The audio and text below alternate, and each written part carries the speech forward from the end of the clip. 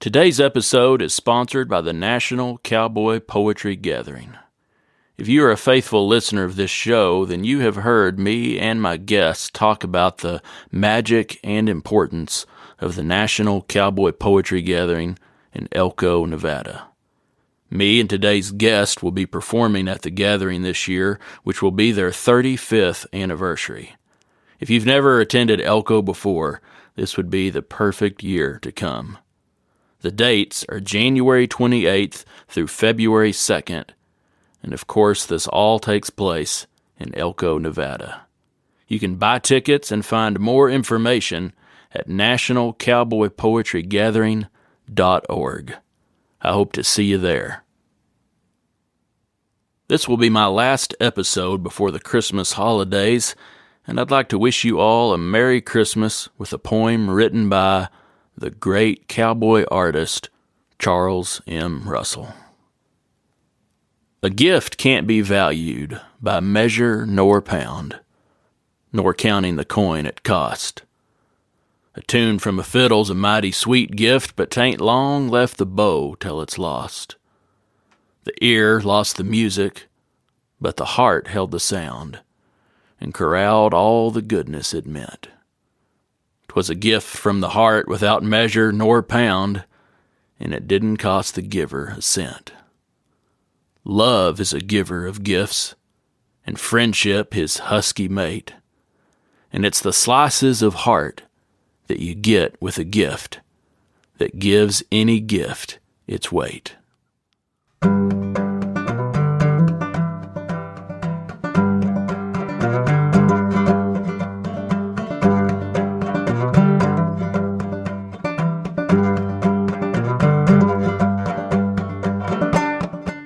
Howdy folks, this is Andy Hedges, and you're listening to Cowboy Crossroads.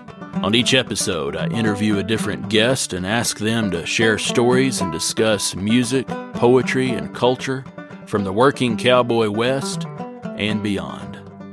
My guest today is John Dofflemyer. John is a rancher and a poet. Back in the spring, my family and I spent a couple of wonderful days with John and his wife Robin on their place on Dry Creek, just outside of Lemon Cove, California. I sat down with John in his office and recorded this interview. Here's John Dofflemyer.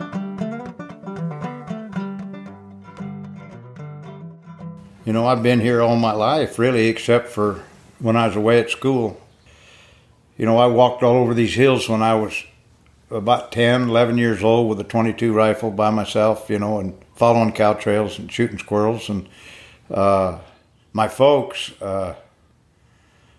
today they'd be thrown in jail for, you know, turning a 10-year-old loose with a gun, you know, but it just came kind of, sort of, you know, it was natural. It's what we did, you know, and my dad always had a rule, you know, I could go as long as I went by myself.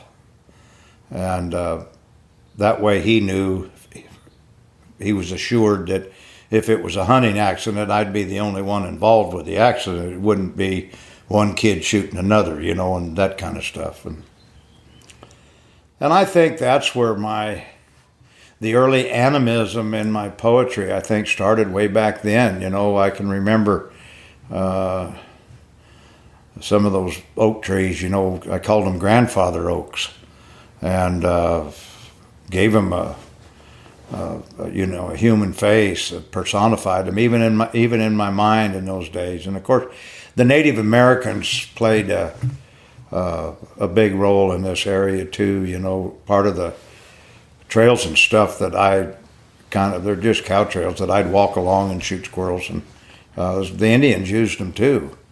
And so you always had that little bit of mysticism that hang in the air, you know, because you were walking the same ground they were walking. So it was a spiritual experience, I think, at a pretty young age. And then of course the family's been here. My mother's great grandfather, John Cutler, he showed up here in 1852 and was the first elected judge in Tulare County. the election, they're also trying to select a county seat at the same time. So he had two issues on the ballot. It was deadlocked. One of them was Visalia, Nate Vice's fort, which would be Visalia, or over there by Venice Hill, and that was ground that John Cutler owned, you see. And of course he was hoping that that'd be the county seat. And so anyway, it was deadlocked. And 17, there were 26 voters. It was deadlocked 13-13.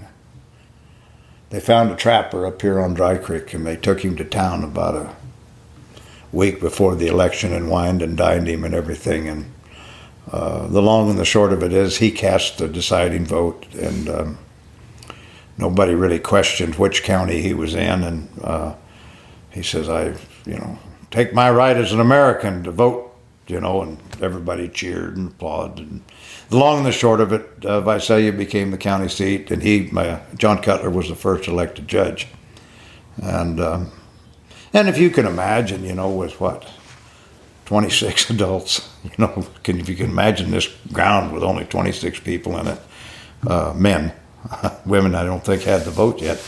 And so 50 families, probably less than 50 families, in one of the richest agricultural counties in the nation.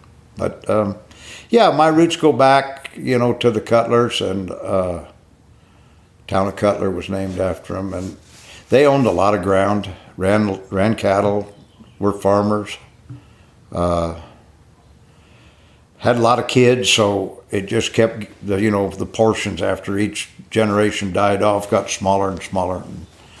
And I think in those days people looked at property differently than they do today. I think it was real commonplace to acquire property but then sell it when you needed money. Kind of like you do cattle in a way.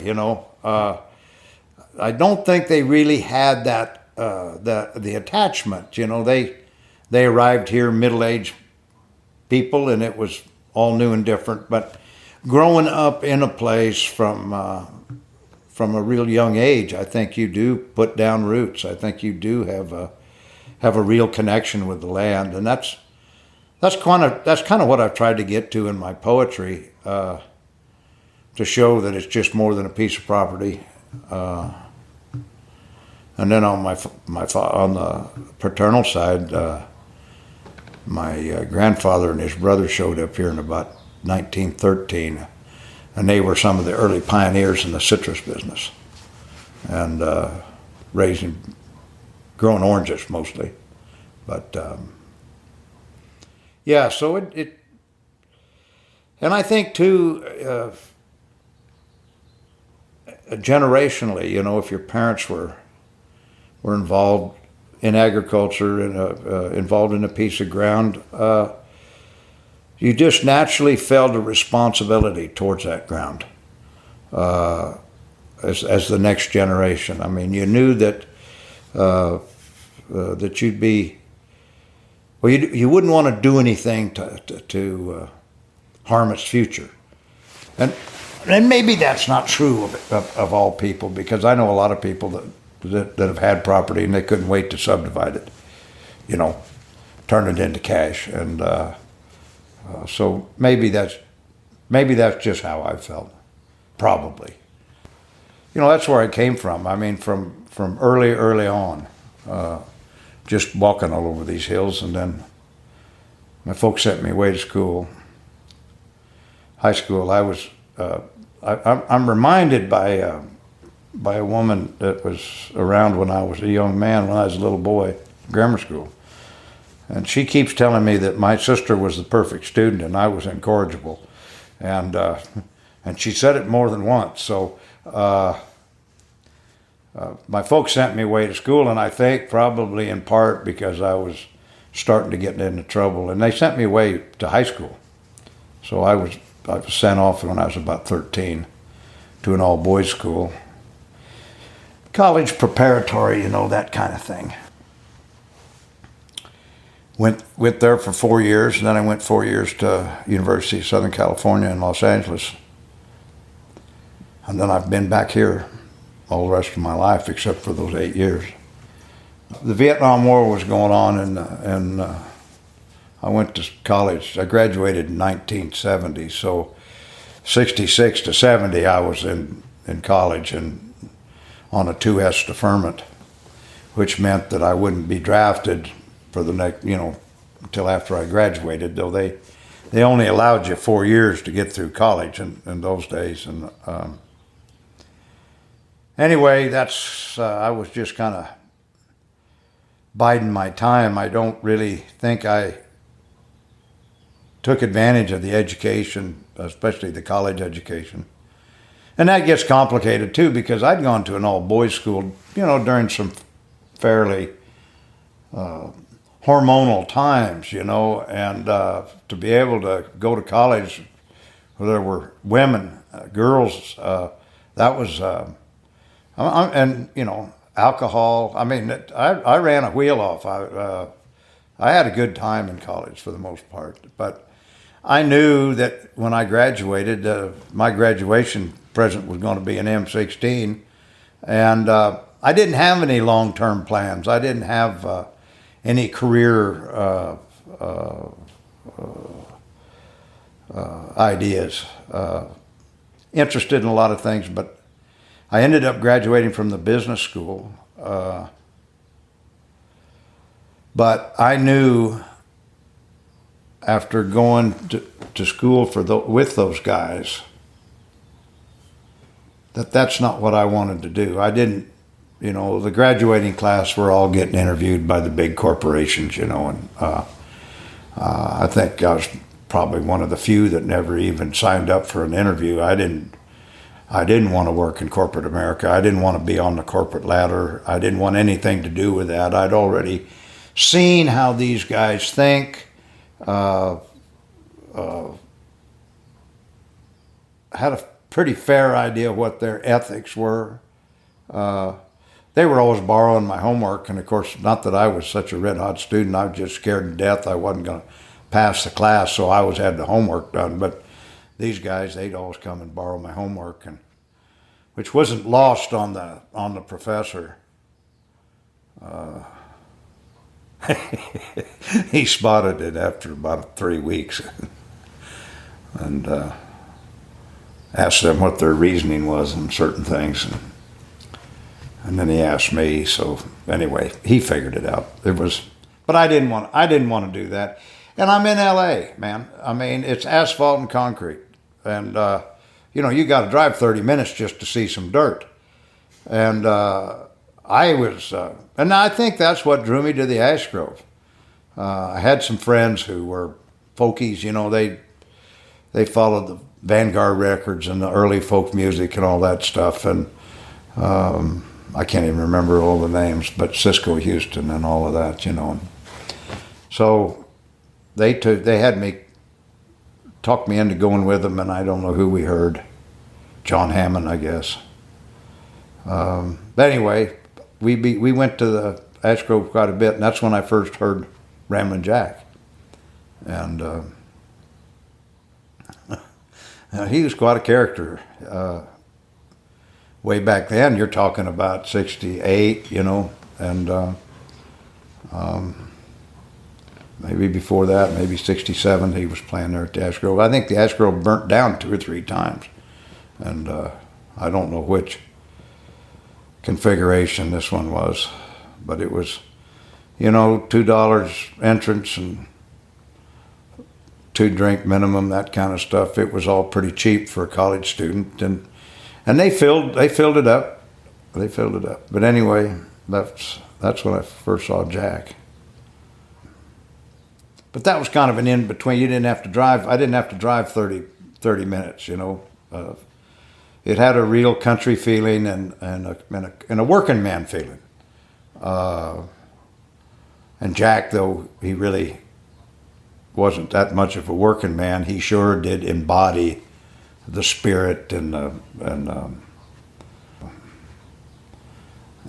psyche and the mentality. I think he traveled enough with those people that he knew it, he understood it, and felt it on a more visceral level, you know.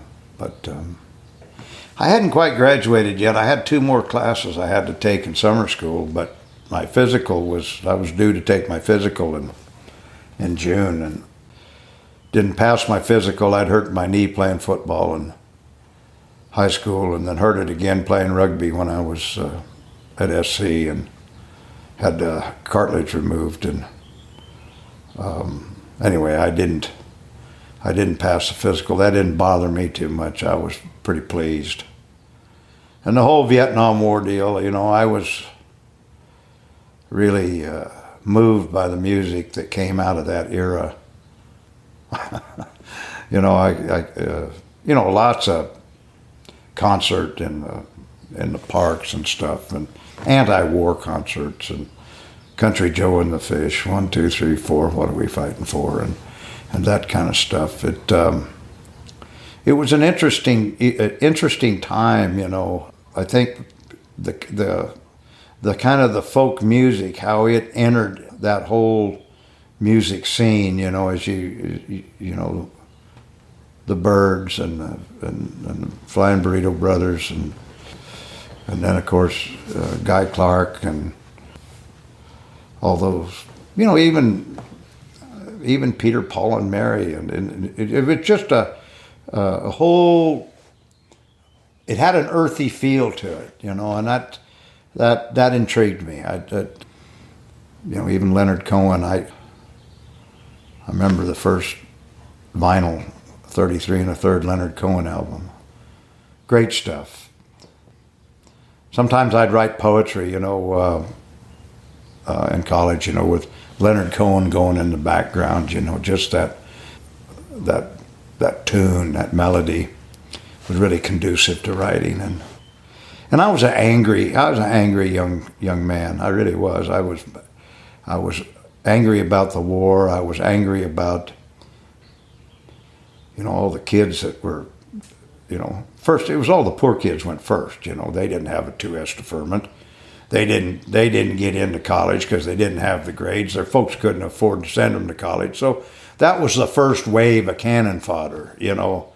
And then a lot of us, our deferments were coming up, so we were next. And of course, I graduated in 1970, but 68, 69, Kent State, Nixon said we weren't going to go into Cambodia, and that's just what we did. That's what they were protesting at Kent State, and then they had the tragedies where the kids got killed, and then all hell broke loose. Universities were getting shut down, and I wrote a lot of angry poetry, a lot of lonely poetry. So when I did graduate, and I didn't have a plan.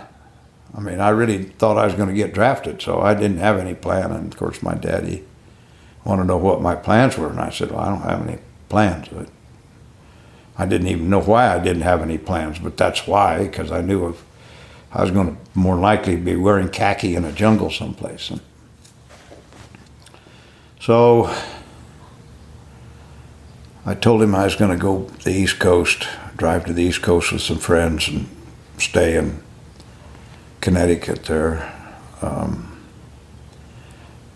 And he says, well, that's fine. Just be sure you're back here by the 10th of September, so when we harvest grapes, you can give us some help, give us a hand, give us some help. And I said, well, as long as you understand, I said, this is not a permanent commitment. I said,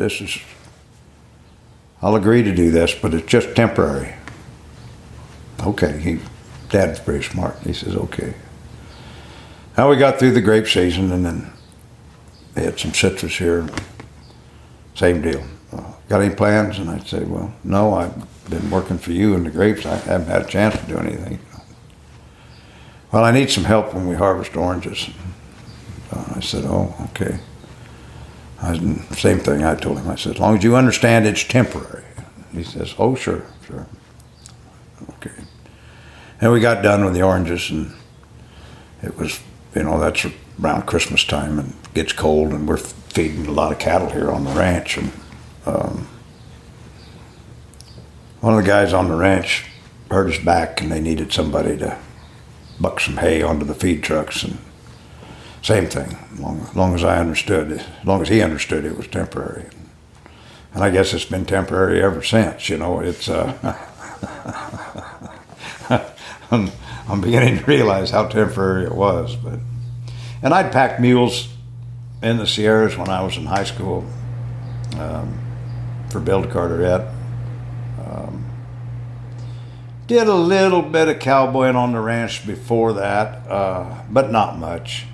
And when I did when I did come to this ranch, I was like half a lifetime behind most kids, and I'll say kids because I was in my 20s, early 20s. Most kids could, rope and ride a lot better than me, and I had to kind of whip up, in order to, hold my own, So that was a real challenge, and of course I liked the challenge and ran with kind of a little wilder bunch, than my folks realized anyway. Maybe more than a little wilder than maybe I even should have. But we had a good time, and I did a lot of team roping there early on. Lately, it's just since Robin and I've gotten together, it's been all about the cows, all about the improving a cow herd, making a cow herd. I don't think I paid that much attention to the business end of it, prior to Robin and I getting together in '95. I needed a little bit more purpose than what I'd had, and then of course Elko played a big part of that. Played into that.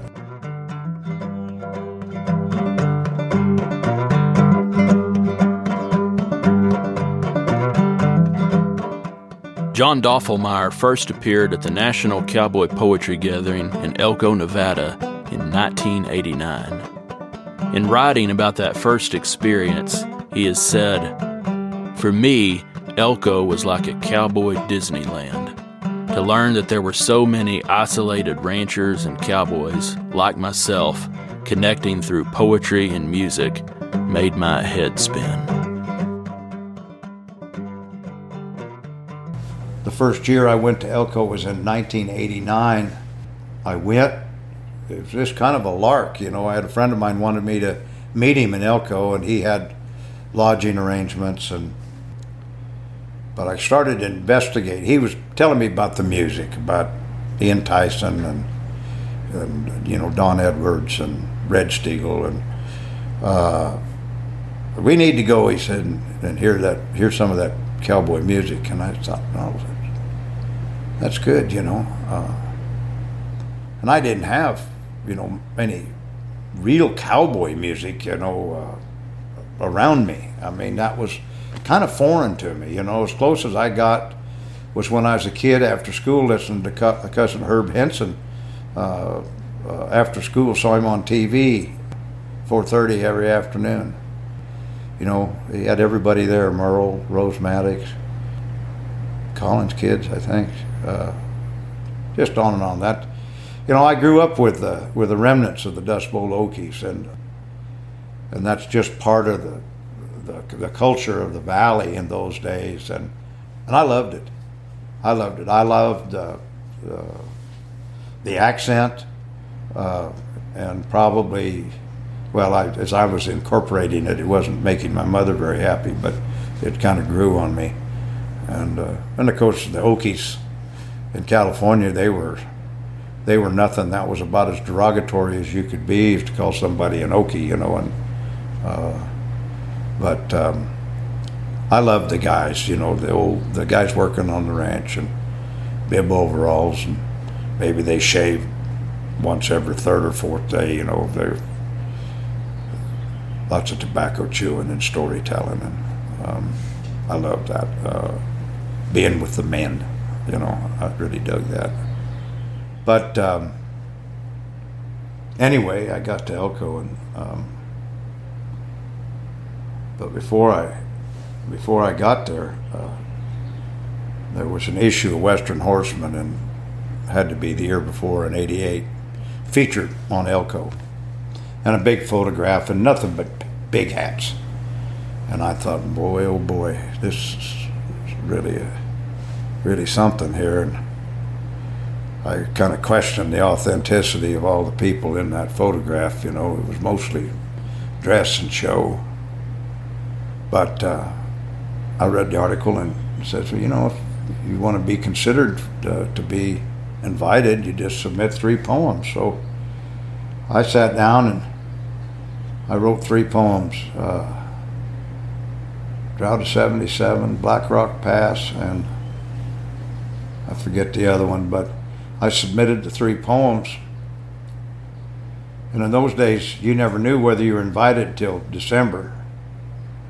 And I got the letter saying I was invited, and I had 3 cowboy poems, and the only way I knew what a cowboy poem was is that I had one of those Gibbs Smith books, the earliest one, the Cowboy Poetry Gathering, that Hal Cannon put together, and I got the rhyme and meter down. It's iambic hexameter is what it is, and the long rhyme and couplets, and I just cut them in half. I do an iambic tetrameter, rhyming every other line. I was scared to death, and I wrote, made phone calls, realized I needed more than 3 poems if I was going to go to Elko. So I wrote a bunch of poems, and scared. I was always been afraid of public speaking, and even as a kid in Sunday school, I'd go through facial distortions and stammer, and it was horrible. That's what I was afraid of, and tried to get kind of information from people, and it wasn't until I got there to Elko that one of the ladies in the convention center sent me up to the office upstairs. Waddy was up there visiting with somebody, and I sat and talked to Waddy a little bit, and he put me a little bit more at ease, but I was still scared to death in 1989. Listened to Kim Stafford, Bill Stafford's son, listened to him give the keynote, and after the keynote, Wally was reading from his new book. I think it was Things of Intrinsic Worth. I was right up front, and I could see Wally's hand just shaking like a son of a bitch.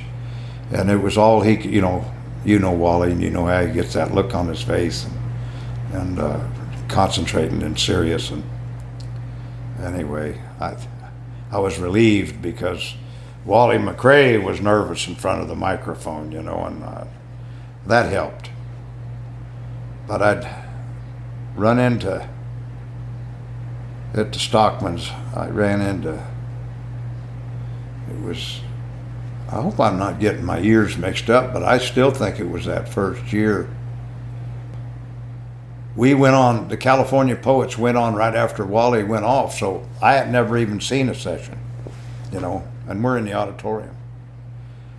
Jesse Smith is the host for the session, and he'd hooked up with Ed Brown from Merced. He's probably one of the most brilliant cowboy poets that's been through Elko. And they were drinking, and it wasn't long, and I was drinking with them, and then I went to bed, and they kept on drinking, and I get there backstage, waiting with I think Leonard Vasquez. Jesse finally shows up. Ed, he shows up hungover. Ed, he wants to go first, so Jesse introduces Ed, and Ed goes first, and he reads his poem so fast that you didn't understand a single word he said. And then he walked off stage and puked in the wastepaper basket. And then I was up. And all I did was say, go slow. Go slow, go slow. And I couldn't see the audience, the lights were too bright. And got through that first poem, and there was, thunderous applause. And, the auditorium's pretty big. I kind of sighed a little bit of relief, and And then it's taken, 30 some odd years, but I've gotten used to reading in front of audiences.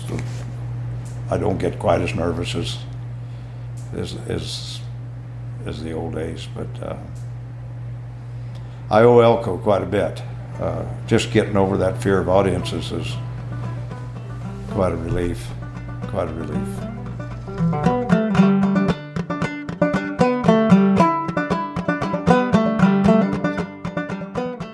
John Dofflemyer is known for his passion for contemporary forms in cowboy poetry, and also for his work to get that poetry on the printed page. In 1991, John began publishing a cowboy poetry lit mag called Dry Crik Review. Dry Crik Review is no longer in publication, but those old quarterly magazines are still sought out by hardcore fans of cowboy poetry. I was thrilled to leave Dry Crik in the spring with a handful of pristine copies that John kindly gave me while I was visiting. Well, I was surprised, not that I had such an academic background, because I really didn't, but I was aware of lit mags and stuff like that. I got to Elko and there were no books. There were 3 books. 2 of them were Wally McCrae's, and another one was a folklorist book. And that's all the books on a single table. And I'm going, God damn, this is a traditional oral event here. I mean, and there weren't a lot of people writing their own poetry. Most everybody was reciting old poems, and any original poems, contemporary poems, were written in the old, long rhyming couplets, that style. Every once in a while, somebody'd come through with a kind of a different idea that you got to hand it to them. It didn't really fly half the time, but it did break up the monotony of the long rhyming couplets. But I was also more interested in the contemporary aspect of being a cattleman, being a cattle person, and very aware, having come from Los Angeles during college, the attitude that urban people had towards rural people that had to work in the field, and the presumption, of course, that they weren't smart enough to do anything else. And I'm not saying that they held the rural people in disdain, but they really didn't have appreciation for that hands-on culture, whether it was farm hands or ranch hands or cowboys. And I thought that my own poetry, could bridge that gap, kind of show you, my urban brothers, that, this is a rich and rewarding lifestyle, should be appreciated, even if it wasn't respected. It ought to be appreciated. And so I think you have, these notions, when that maybe your writing has a purpose, and I think that's what, in the early days, that was my purpose, was to help educate and bridge that chasm between rural and urban America, and which in a lot of instances are at loggerheads, because we're taking rural ground and we're making it into cities and urban streets. So the rural people also, a lot of them see the town people as kind of an enemy, at the same time. So you're distrusting, I guess, of the motivations of one another, and so anyway, I thought maybe I could bridge that gap, and there were a lot of contemporary issues in those years, in the late 80s. I've always said that in this business you've got 3 variables that determine your success or failure in the cattle business, and it's the weather, it's the marketplace, and politics. Politics are in the deal constantly, and you've got guys making decisions that affect rural people, and they have no idea what the impact of those decisions are until after the damage is done. So, yeah, there is a little bit of politics, I think, is always kind of running my poetry a little bit, as well as the weather. And no use complaining about the market because it is what it is. But in those early days, there was nothing on the page. And when I was in high school, I was lucky enough, when I went to the web school, private school, I had some great English teachers, great literature teachers, and that gave me an appreciation for from the Canterbury Tales to Gary Snyder. I had the whole gambit. But you didn't have very many recordings of any of that stuff. It was all on the page. So that was my orientation to poetry, and I like seeing poetry on the page. I prefer it. I just as soon read it as have to listen to somebody recite it. So I thought that there was a real need for a magazine, for a little lit mag with poetry on the page, and I wanted it to be contemporary. And so I went about soliciting material, and I published a lot of free form, open form.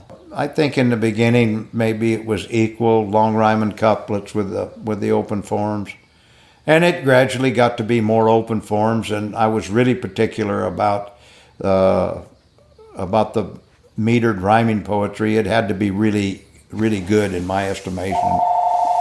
I just wanted to see it on the page and circulate that. And I think with the same mission in mind is to help educate, help bridge that gap.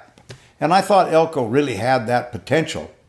I mean, you had your audience, and as long as everybody was pretty authentic.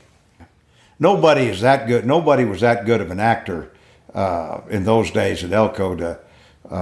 If you were authentic, that was the main thing. You just had to stick with who you were, and the message, got across whoever you were, and I enjoyed doing the magazine. A lot of controversy, of course, that I was ruining cowboy poetry with all these open forms, and people got mad. I mean, I had people who wouldn't speak to me and tell me right to my face how much I was ruining cowboy poetry. And I said, you might be right. I said, but I imagine the cream will rise to the top. And I said, really nothing too much to worry about. And, I want to see it on the page. And I didn't really enter into any kind of animosity or anything else. Everybody's entitled to their own opinion.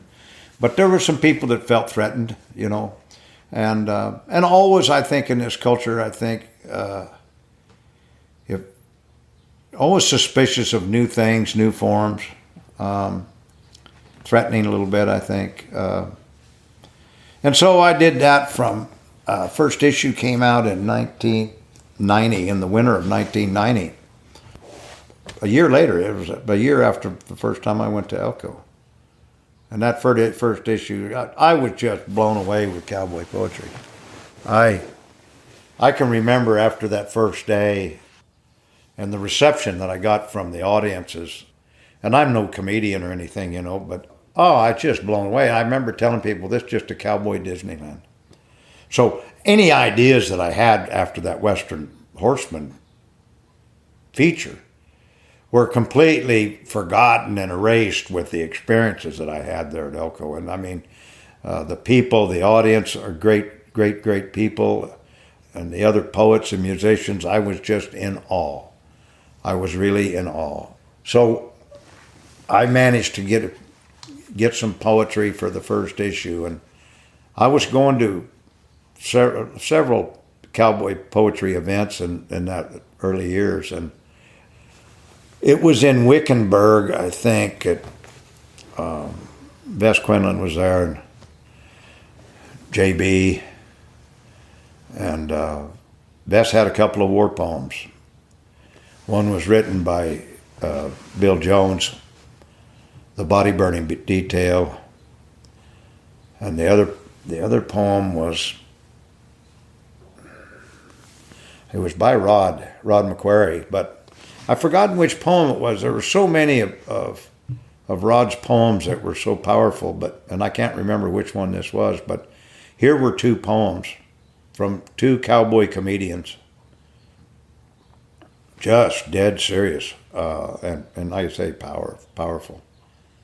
And I wanted them in that first issue of Dry Crik Review.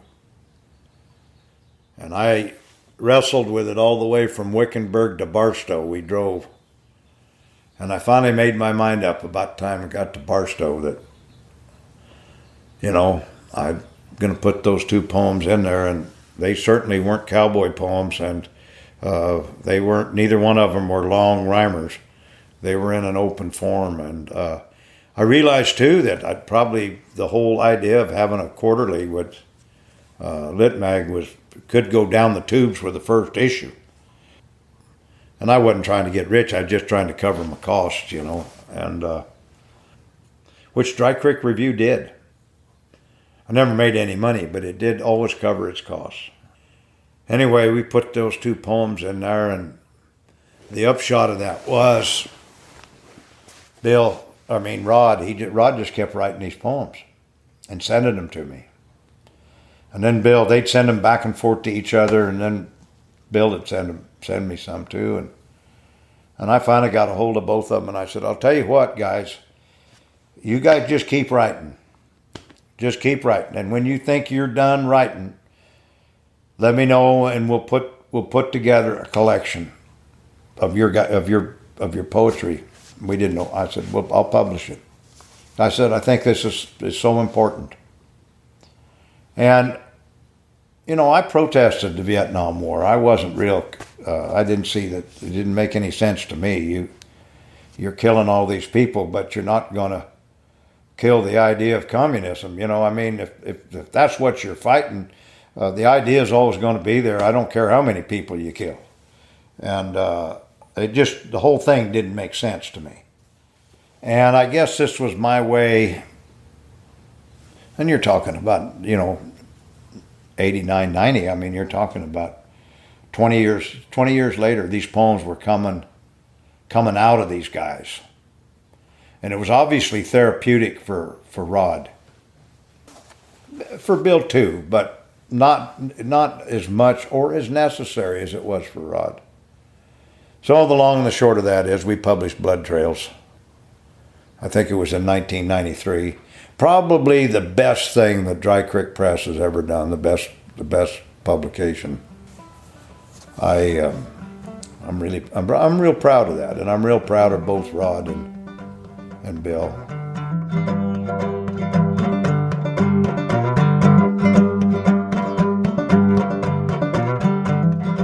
John Dofflemyer is a rancher with sharp and unconventional views on his work.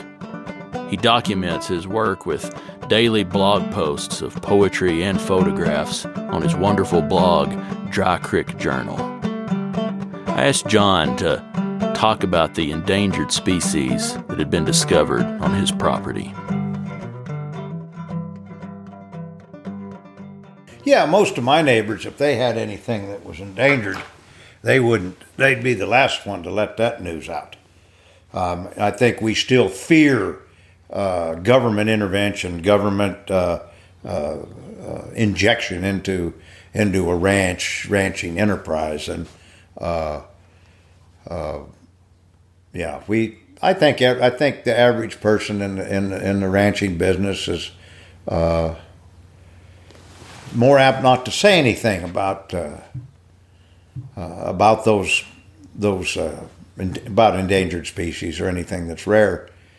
And I always looked at it a little differently. I figure that kind of stuff makes this ground valuable. And each endangered species just makes this ground that much more valuable. And you're always going to have worst comes to worst, there's always going to be a conservation buyer out there, backed with a lot of grant money or some damn thing. Obviously, we don't intend to sell this ranch, and hopefully the next generation can make a living here. But they've always got, as long as that endangered species is there, it's just like having the ground with a little bit something extra. And I think it's to our advantage to have that stuff. So my thinking is contrary of most ranching people, and I get excited. We've got a wildflower out here that the Coia brodea, and they thought it was extinct in 1921.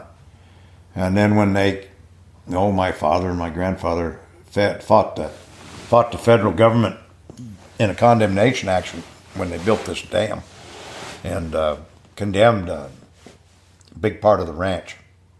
Years later, I think 88, I think, they had another environmental impact study done because they wanted to raise the spillway, raise the level of the dam and enlarge the spillway. And so they had to have another environmental deal. And at that time, the botanist, the expert, he was working off of old maps, and part of the ground that the feds had condemned. My dad and my grandfather went to court, and they actually prevailed. Well, the federal government was all out of money, and my grandfather demonstrated that the ground was worth more than what they were willing to pay us for it, and so they revested the ground back to the family. Well, this botanist was working off the old condemnation maps. So he was out there looking around, and he thought he was on government property, but he was actually on our property, and discovered this Coia brodea that they thought was extinct, and gave me a call. He tried to, and wanted to get permission for me to go back out there. And of course, I said sure, and I wanted to go with him. But by that time, it was summer, and he was showing me the seeds of this wildflower, which they all looked the same to me. All those, it just looked like dry duff. And but anyway, he kind of showed me the area in which he located the Coia brodea, and I looked for it for several years before I actually found it, and then for a while we had the world's largest population of it. Well, as people became aware of it existing again, our share of this endangered species got diluted because they found a lot of it up in Three Rivers. But it would stop you from building. If you wanted to remodel your home, you couldn't remodel your home if you had Coia brodea growing anywhere near. So naturally, those people weren't real tickled to have an endangered species on their property. And that's when I started photographing wildflowers, because I thought if I was going to claim some kind of native status here, that at least I ought to know the name of the damn wildflowers, And I knew a few, maybe a dozen names, and the only way I could learn the names, I got the camera out and I took photographs, and then I came up and got online and looked through the books and identified the wildflowers and learned their names, and really got into the macro photography. I really enjoyed that. And then I played around with the camera quite a bit when I was in college. We had one of my neighbors had a dark room, and we did a lot of black and white photographs and stuff, and printed photos. But it just enriches your connection to the ground. I mean, you I claim this native status. Well, now I know the names of most of the wildflowers, but there's no end to it. There's no end to it. It's grasses, it's trees, it just enriches your contact, your connection with the ground, and then it's great fodder for poetry. It's just a richer understanding of how it all works, and then I've gone through different stages of studying the Native American mythology of this area, and a lot of the old stories. Frank Latta was able to put a lot of this in book form, and about this area right here. And then there's several books out that Within the Magic Circle by Grace Pogue, old pioneer family, and she wrote several books about the area in the early years, you know. So you have that historical part too, whether it's Native American or whether it's early pioneers, or whether it's my neighbors, guys like Earl McKee, who are just Earl's one of the greatest storytellers I think I've ever met. I don't think I've ever heard the same story twice. He was my neighbor here on the ranch, and he's still alive, and he's since put out put these stories in book form, a couple of books. You know, you got these tales, and it's just a rich connection to the ground, and you hear these stories, and they, you know, these places have names, and you've been there, and I think that's what attracted me to Gary Snyder's poetry when I was packing mules in high school, is that he was writing poetry in the same place I was packing mules. He'd written it 10 years before, but a lot of the characters in his poems, I knew them. I mean, I met them 10 years later. You know, it's the whole thing with the landscape and the landmarks. I mean, everything has a history, and then you throw in a little of the Native American animism and anthropomorphism and personification, whatever you want to call it. The trees come alive, the rocks come alive, the deer have personalities. The whole ball of wax. It just gets to be rich. It's just rich, and you're part of it, and you know you'll never leave it. I just this morning picked up it's Robinson Jeffers.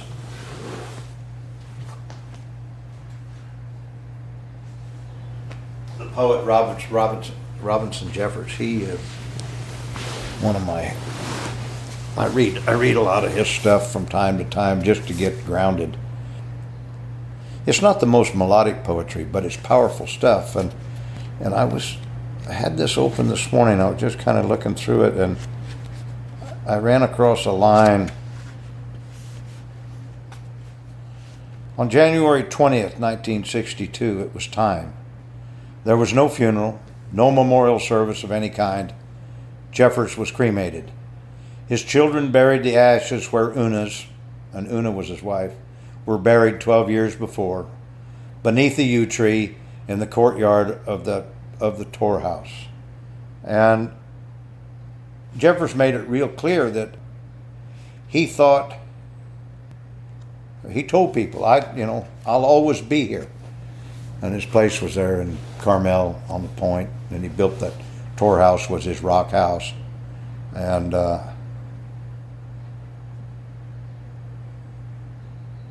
Jeffers left more than ashes. He left his home, which he intended to inhabit for ages. Visit in 10,000 years, he says in Tor House, and you will find his spirit dwelling on his hill above the ocean. Even if the structure has fallen into ruin, he adds in postmortem, some of the rocks he handled will remain, and he will still be in them, a dark ghost, a long sunset shadow in the seams of the granite, a spirit for the stone. And I think that's how I feel about this ranch. There's lots of times where I feel that the generations before me are still here.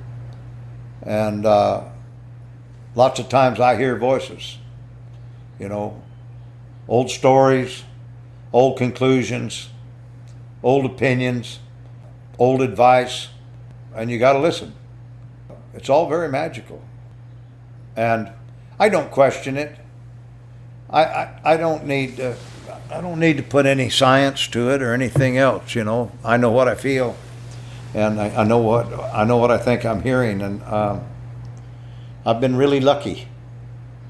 I've been really lucky to be here on this ranch for as long as I've been here, and to ride some of the horses I got to ride, and some of the friendships, and you get to a certain age, and of course you're grateful. You have to deal with the reality that you're not near as handy as you thought you were when you were younger, but really lucky to have had a really good life here. And it's not like I'm thinking about quitting, because I'm not. It's just not in my genetics. I mean, I'll quit when I can't do it, and that's probably the way. Who the hell knows? We don't know how it's going to end, but that's probably how it'll end. Who knows? I keep smoking. It may end up. Too late to quit now, man. I've been smoking for over 50 years, No wonder I'm a little short of breath sometimes,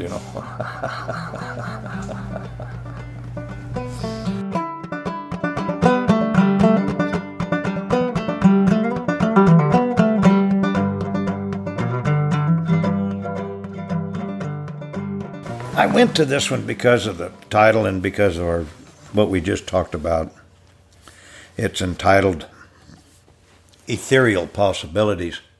And it starts off with an epigraph of Robinson Jeffers from his poem Granddaughter. And he's talking about the beauty of things, the beauty of transhuman things, without which we are lost.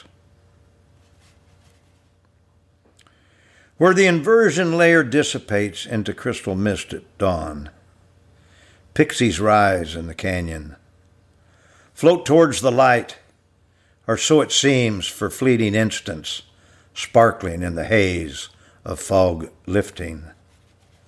The dread of the San Joaquin cloaking lowlands, where dark gray silhouettes of cattails once encircled swamps now drained, with ditches to furrows, gravity flow with just a little rain.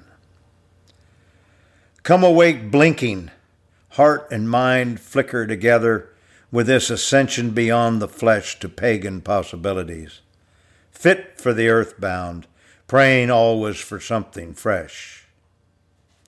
Almighty God is too busy with too many and too much nowadays, not to let the ancient surrogates work the wild and open territories to tame the natives with a little magic.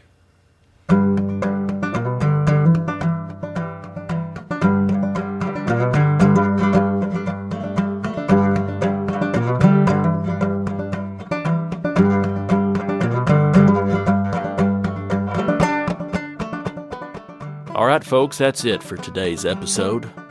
I'd like to thank John Dofflemyer for taking the time to visit with me.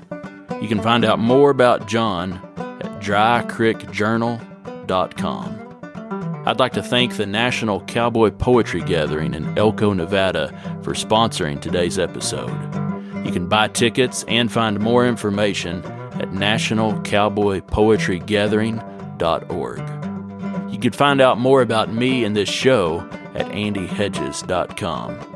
If you're enjoying this show and would like to help me keep it going, you can make a donation on my website, or you could take the time to leave me a 5-star rating and a review on the iTunes store, or you could simply take the time to tell a friend to listen to the show. If you'd like to contact me with a comment or a question or a story, I'd love to hear from you. Send an email to andy@andyhedges.com. Thank you for listening to Cowboy Crossroads.